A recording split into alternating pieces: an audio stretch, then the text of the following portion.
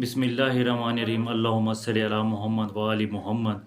आज का जो हमारा टॉपिक है कानून शहादत आर्डर 1984, जो कि 28 अक्टूबर 1984 को मंजूर हुआ, जो कि मुश्तमिल है 3 पार्ट्स के अंदर, और इसमें टोटल 13 चैप्टर है और इसके टोटल आर्टिकल है 166।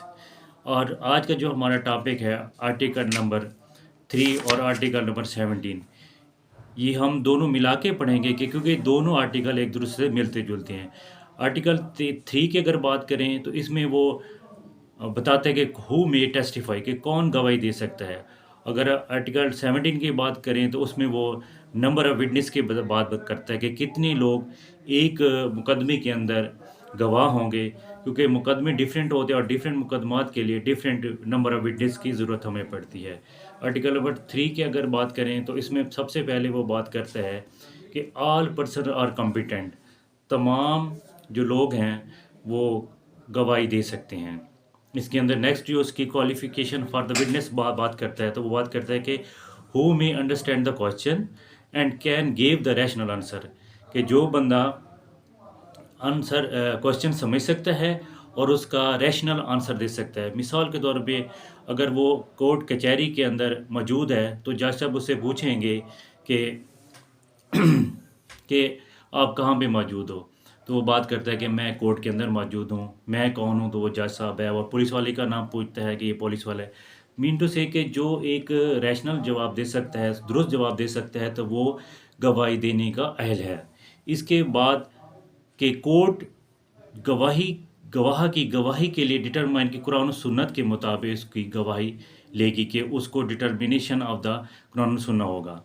इसके बाद नंबर 5 में आएगा कि अगर इन केस कुछ केसेस के अंदर अगर गवाह मुसलमान नहीं है तो एक गैर मुस्लिम भी उस मुकदमे की गवाही दे सकता है।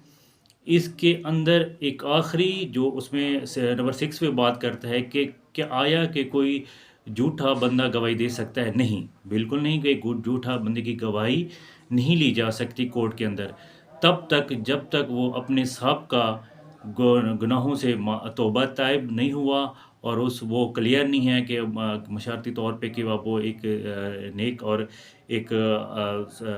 और अच्छा इंसान बन चुका है, ना कि वो एक झूठा इंसान है। उसके बाद वो गवाही देने के अहल होता है। इसके बाद हम बात करते हैं आर्टिकल नंबर 17, जिसके अंदर नंबर ऑफ विटनेस की बात करता है कि मुख्तलिफ मुकदमात के अंदर कितनी गवाहों की ज़रूरत है।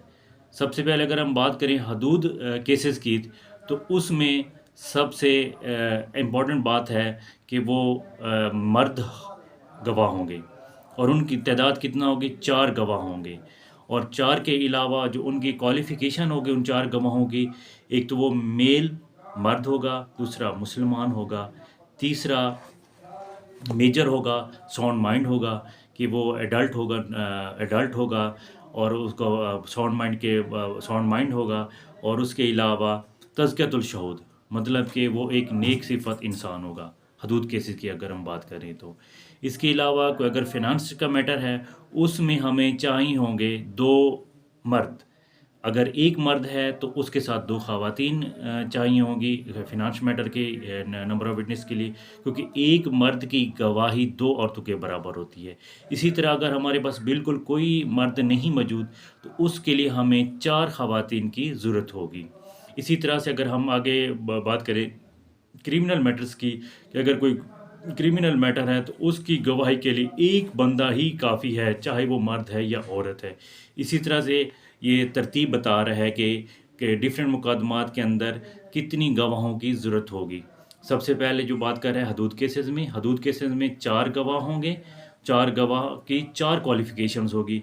एक मुसलमान होगा, मर्द होगा, मेजर होगा, साउंड माइंड होगा, और सबसे आखिरी बात जो तज़कियतुल शहूद होगा, उसके ऊपर क्वालिफाई करता है तो वो हदूद केसेस में गवाह के तौर पर पेश हो सकता है। अदरवाइज़ इनमें से अगर एक भी अगर उसमें कमी है तो वो हदूद केसेस में गवाही देने के अहल नहीं। इसी तरह से जो अगर हम बात करें तो फिनांस के मैटर में 2 बंदों के मर्द का होना लाजिम है।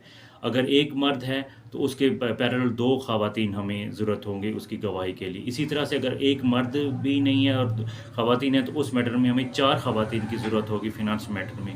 اسی طرح سے اگر کوئی کرمنل کا میٹر ہے اس میں ہمیں چاہیے ہوگا کہ وہ ایک ہی بندہ ہمیں کافی ہو کہ ایک بندے کے لیے ہمیں ایک بندہ ہی انف ہوتا اس گواہی کے لیے نا، اگر کرمنل کا میٹر ہے. یہ آج کا ہمارا ٹاپک تھا، آرٹیکل نمبر 3 اور 17 قانون شہادت. السلام علیکم.